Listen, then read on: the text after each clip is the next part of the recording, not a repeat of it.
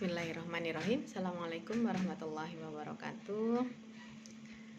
Alhamdulillahirabbil alamin, kita bisa bertemu Maya begitu ya untuk mata kuliah sosiolinguistik. Hari ini adalah pembelajaran pertama kita untuk sosiolinguistik. Jadi saya akan sampaikan beberapa hal terkait dengan sosiolinguistik. Jadi kita akan melakukan kontak belajar hari ini. Sebelum melakukan perkenalan dengan sosiolinguistik, perkenalkan, nama saya Fitri Amelia sebagai dosen pengajar di mata kuliah sosiolinguistik. Insya Allah sudah kenal semuanya. Baik, untuk sosiolinguistik ada beberapa hal yang ingin saya sampaikan. Yang pertama adalah capaian pembelajaran untuk sosiolinguistik. Jadi pada mata kuliah sosiolinguistik ini ada beberapa capaian pembelajaran. Capaian pembelajaran itu bisa teman-teman lihat di e-study. Jadi masih dalam proses penyelesaian untuk memasukkan nama-nama teman mahasiswa semuanya. Saya akan sampaikan deskripsi mata kuliahnya. Jadi mata kuliah ini menyajikan konsep teoritis sosiolinguistik dalam lingkup kajiannya. Jadi ada masalah-masalah dalam kajian sosiolinguistik, kemudian ada bilingualisme, multilingualisme, verbal repertoire, kemudian masyarakat bahasa, kemudian ragam bahasa, ada ragam bahasa berdasarkan kelas sosial, kemudian gender, profesi, usia, kemudian ada alih kode dan campur kode, kemudian ada interferensi dan integrasi, ada pergeseran dan perubahan bahasa, ada pemertahanan dan kepunahan bahasa, ada sikap bahasa, dan ada kebijakan bahasa. Dari itu berarti ada beberapa kajian yang akan didistribusikan dalam pembelajaran sosiolinguistik di semester Gasal tahun 2020-2021.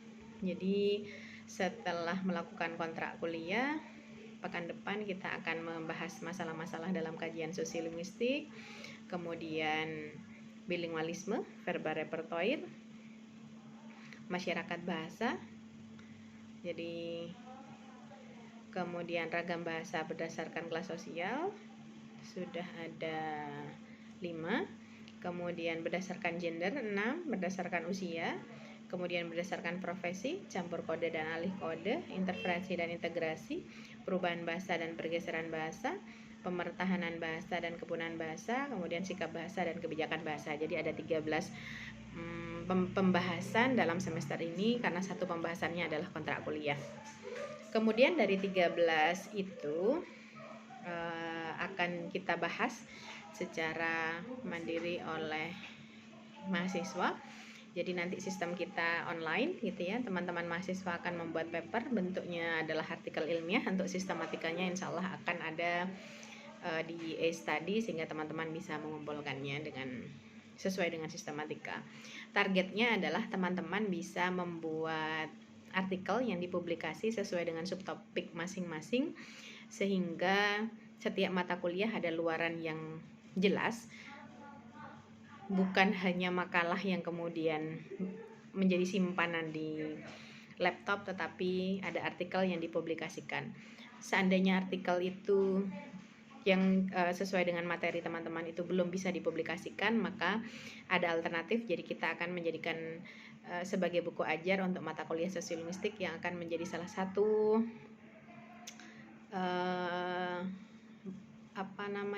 bahan ajar yang bisa dikembangkan oleh adik-adik tingkat, sehingga bahan ajar itu nanti akan ber-ISBN.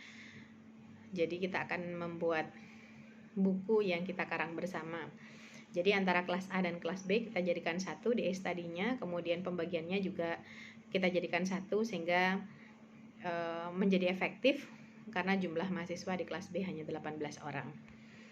Kemudian sistem perkuliahannya nanti perlu kita sepakati bersama apakah kita akan melakukannya dengan e-study, artinya sinkronis secara terus-menerus.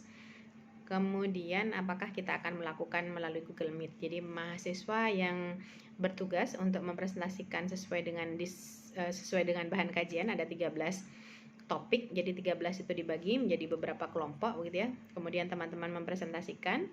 Presentasi itu terlebih dahulu divideokan, kemudian dari video itu kemudian diunggah di YouTube. Jadi hasilnya kemudian kita kirim ke e-study sehingga di e-study terlihat jelas bahwa kita melakukan kegiatan perkuliahan, memanfaatkan e-study yang ada. Kemudian untuk Google Meet-nya, insya Allah kita akan melakukannya dengan aplikasi yang sudah tersedia di e-study. Apakah di setiap pekan, insya Allah kita akan sepakati bersama.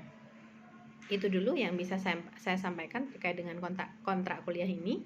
Jadi harapannya semoga ada feedback. Kita akan menyempurnakan kegiatan pembelajaran daring ini dicampur dengan blended. Jadi ada sinkronis dan asinkronis dalam pembelajaran mata kuliah sosiolinguistik. Demikian yang bisa saya sampaikan. Terima kasih atas perhatian teman-teman semuanya. Saya akhiri. Assalamualaikum warahmatullahi wabarakatuh.